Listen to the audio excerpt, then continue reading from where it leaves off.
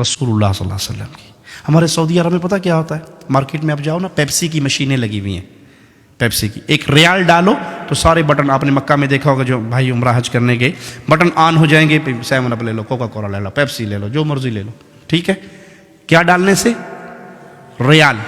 اور اگر پاکستانی روپیہ ڈالو اس میں بابا جینا والا، تو جتنی سپیڈ سے اندر جاتا ہے اتنی سپیڈ سے ریٹرن آتا ہے. پیپسی کی نہ آیا تو ریال کول کوئی نہیں تو پیپسی پہ مانگتا ہے، تک کو نا اٹھاؤ اپنے روپے. کیوں؟ اس مشین میں ایک کمپیوٹر فٹ ہے، اس کے اندر گورنمنٹ آف سعودیہ کے سائن یا ان کی سٹیمپ ہے.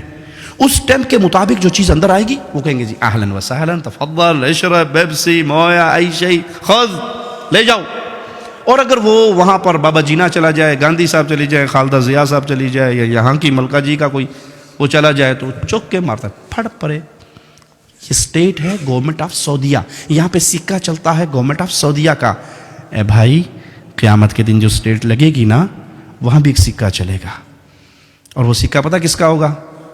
وابی، دیوبندی، بریلوی، سنی، نقشبندی، چشتی، قادری، رضوی، سہروردی، وردی، بغیر وردی، کوئی سکہ نہیں ہوگا اسلام کا. ایک ہی سکہ، محمد فرق بین الناس. آج سب کو بھول جاؤ، جو محمد کا بن کے آیا ہے وہ جنت میں چلا جائے. سٹیمپ لے کر آؤ محمد کی صلی اللہ علیہ. نماز محمدی، روزہ محمدی، حج محمدی، زکوٰۃ محمدی، عمل محمدی، صورت محمدی، لباس محمدی، اولاد تربیت محمدی. ایک ایک عمل میں محمدیت کو تلاش کر کے لاؤ، جنت کے دروازوں سے اندر چلے جاؤ.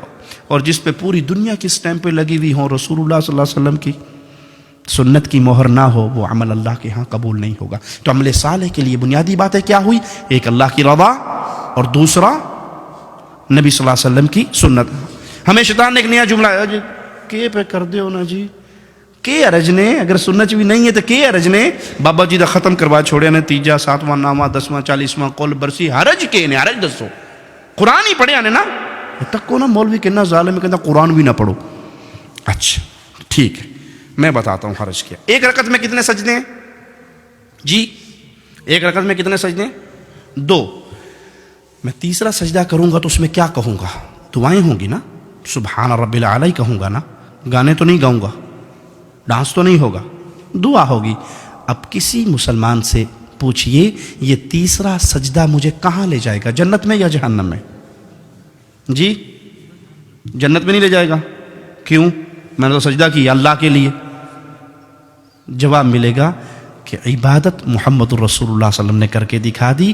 آپ نے ایک رکعت میں 2 سجدے کیے، تیسرا تو حرج کیا ہوا کہ یہ عمل رسول اللہ صلی اللہ علیہ وسلم نے نہیں کیا. جو عمل پیارے نبی نہ کریں وہ عمل دین نہیں ہو سکتا. بھلے آپ اس کو اچھا سمجھ کے کریں، بھلے آپ اس کو خیر سمجھ کے کریں، اگر وہ اچھا ہوتا تو پیارے نبی بیان کر کے جاتے.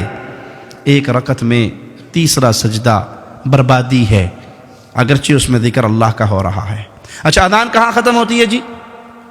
اذان کہاں ختم ہوتی ہے؟ آخری جملہ کیا ہے اذان کا؟ لا الہ الا اللہ.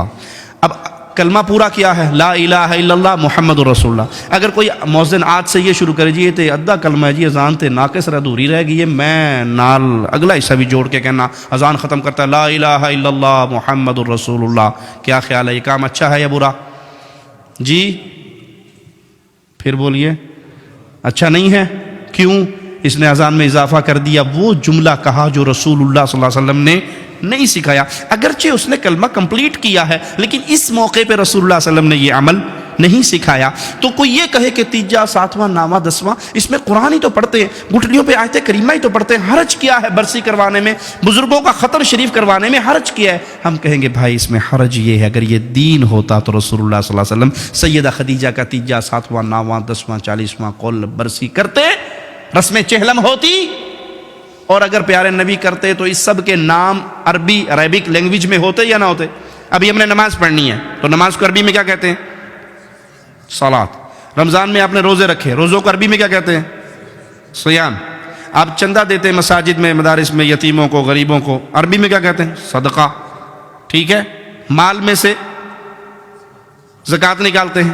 تو جو بھی اسلامی عمل کریں گے اس کا عربی میں کوئی نہ کوئی نام کیوں؟ کیونکہ وہ عمل کیا ہے محمد الرسول اللہ صلی اللہ علیہ وسلم نے، اور پیارے نبی صلی اللہ علیہ وسلم نے جو عمل کیا، آپ عرب تھے، اس کا عربی میں کوئی نام ہے۔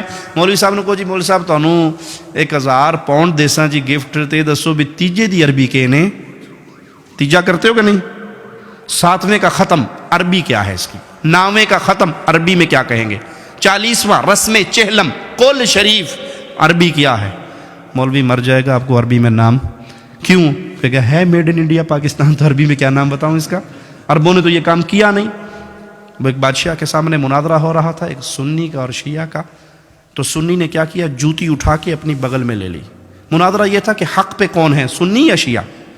تو وہ جوتی اٹھا کے لے آیا اور کہنے لگا، شیعہ نے کہا دیکھو کتنا پاگل ہے، بے وقوف ہے، یہ مناظرہ کرنے آیا، اس کو تو بنیادی اخلاقی باتیں بھی نہیں پتہ، جوتی کی وہ جگہ یہ کچھ مار کے آگے سٹیج پہ بہ گیا ہے، یہ پاگل نہیں ہے؟ کہتے نہیں آپ نہیں سمجھتے بادشاہ سلامت، اصل میں جو نبی صلی اللہ علیہ وسلم کے دور میں شیعہ تھے نا، وہ جوتی چوری کر لیتے تھے، میں اس لیے اپنی بغل میں لے کے آیا ہوں۔ انہوں نے کہا پاگل ہے تو، کھے پہ گل کرنا ہے، ادھر تو شیعہ ہے ہی نہیں سن۔ انہوں نے کہا مناظرہ ختم۔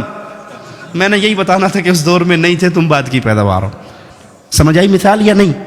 یہ تیجا 7واں 9واں 10واں اگر رسول صلی اللہ علیہ وسلم نے سیدہ خدیجہ کا کیا ہوتا، سیدنا ابراہیم کا کیا ہوتا، امیر حمزہ سید الشہداء کا کیا ہوتا، تو اس کا عربک لینگویج میں کوئی نہ کوئی نام ہوتا۔ یہ سب میڈ ان انڈیا پاکستان ہے، اور اب یہاں پہ شرط یہ لگا دی حرج کیا ہے؟ کام تو اچھا ہے بھائی، اس میں حرج یہ ہے کہ یہاں محمد کریم صلی اللہ علیہ وسلم کی مہر نہیں ہے۔